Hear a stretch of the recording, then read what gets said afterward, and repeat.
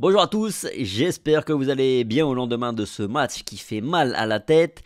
Aujourd'hui, petite revue de presse post-match pour voir un petit peu si nos réactions hier en live notamment étaient un petit peu excessives ou pas durant le débrief qu'on a fait évidemment en direct sur YouTube.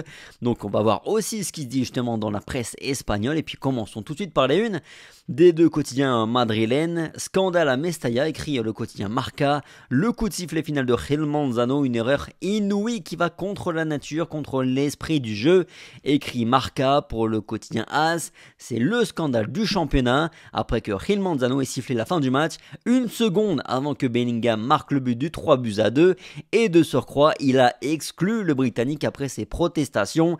Le quotidien AS note également que Vinicius a résisté au Mestalla avec 2 buts qui offrent un point quand même au Real Madrid. Gil Manzano a tout gâché, insiste Marca dans ses premières pages. Il a créé la polémique, le scandale et il a ruiné un grand match de football, peut-on lire. Depuis hier soir, l'action a été revue sous tous les angles, avec une loupe mise évidemment sur l'arbitre. Mais il n'y a vraiment rien qui dédouane Gil Manzano de son coup de sifflet final prématuré. Je vais reprendre la phrase de Hugo Dulot après le match, l'attaquant de Valence qui a commenté cette action. Il a dit « Je comprends la frustration du Real Madrid, c'est soit tu siffles avant, soit tu ne siffles pas. » C'est-à-dire qu'à la limite, tu dois siffler dès que le corner est repoussé, au plus tard quand Brahim contrôle le ballon. Mais là, c'est vrai qu'il laisse Brahim contrôler le ballon. Il le laisse faire même 2 touches de balle pour s'excentrer et pour centrer, pour se mettre en position de centre. Et il déclenche son premier coup de sifflet final juste avant le départ du centre. De surcroît, j'ajoute qu'il y avait 7 minutes de temps additionnel dans cette rencontre, mais on a eu un arrêt de presque 2 minutes 30, chrono en main, suite à l'intervention de la VAR sur le possible penalty pour Valence. Donc au moment où Bellingham marque ce fameux troisième but, on est à 98 minutes et 42 secondes précisément. Donc il n'y avait vraiment pas de raison de mettre un terme à ce match aussi rapidement, entre guillemets. C'est proprement scandaleux et ça va laisser des traces assurément pour Gil Manzano, bien sûr, et puis dans les relations aussi entre le Real Madrid et le corps arbitral, des relations qui sont déjà très tendues.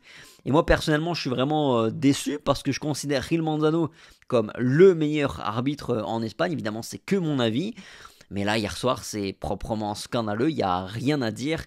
Il a été à chier, c'est le cas de le dire pour être un peu vulgaire. Évidemment, le Real Madrid est furax, l'indignation est totale. Et on parle du plus gros scandale de ces dernières années à Madrid, niveau arbitrage bien sûr. Ni le club, ni même le comité des arbitres d'ailleurs n'ont compris cette décision qui a été prise par Gil Manzano. Et il est certain que là, le Real Madrid va intensifier encore un peu plus son pressing vis-à-vis de l'arbitrage espagnol. Là, il faut un changement radical, il faut un changement en profondeur parce que l'arbitrage espagnol est catastrophique. Et là, je ne parle pas juste du match du Real Madrid, des erreurs contre le Real Madrid. De manière générale, l'arbitre en Espagne est terriblement mauvais. Bon, en petite conclusion de cette histoire, d'abord, ne rêvez pas, le match va pas être rejoué. Ils vont pas non plus accepter le but du Real Madrid après coup et donc victoire du Real Madrid 3-2, ça se passera évidemment pas comme ça, faut pas rêver.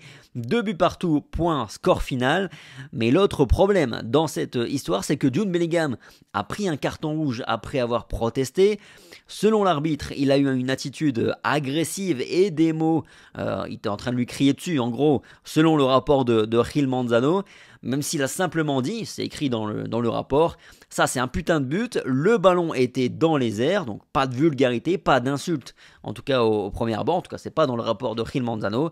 Donc le Real Madrid va faire aussi appel de cette décision, mais très sincèrement, je doute que ça aboutisse sur quelque chose de positif pour Bellingham et pour le Real, donc suspension probable à venir pour Jude Bellingham. Bon, à part tous ces événements, il y avait évidemment un match de plus de 90 minutes de jeu d'ailleurs. Le Real a fait une très mauvaise première période, très clairement, mais a fait une bonne deuxième période en revanche pour le quotidien AS. Voyons un petit peu les notes pour le quotidien AS donc. Brahim Diaz et Vinicius sont les mieux notés avec 3 pics. Et 2 pics donc pour performance honorable en gros pour Bellingham, Lunin, Fede Valverde, Camavinga, Luka Modric et Fran Garcia. A noter que c'est la bulle, 0 pointé pour Rodrigo. Marca valide l'entrée en jeu de Brahim Diaz avec 3 étoiles. On retrouve ensuite Lunin, Tchouaméni, Valverde, Modric, Camavinga, Bellingham et Vinicius avec 2 étoiles. Je suis plus ou moins en accord avec ce qui en ressort. Brahim Diaz effectivement a été encore un facteur déterminant. Bellingham et Vinicius font pas un grand match dans l'absolu, mais Vinicius est quand même décisif, vraiment décisif, donc pour moi au-dessus quand même que l'anglais dans ce match. Tchouaméni solide aussi défensivement, j'ai trouvé. Camavinga correct, le reste était je trouve en dessous de leur standard de chacun. Et ça commence à faire beaucoup en revanche pour Rodrigo. Je ne sais pas ce que vous en pensez, mais ça fait un but marqué sur les 10 derniers matchs. C'est encore les montagnes russes qui continuent, mais il y a quand même beaucoup plus de bas que de hauts cette saison. Dans une période où on sait que Kylian Mbappé va bientôt arriver au Real Madrid, il va falloir qu'il se réveille, surtout qu'il y a déjà Brahim Diaz qui pousse derrière lui. Bref, c'est tout pour la petite revue de presse de Real France post-match.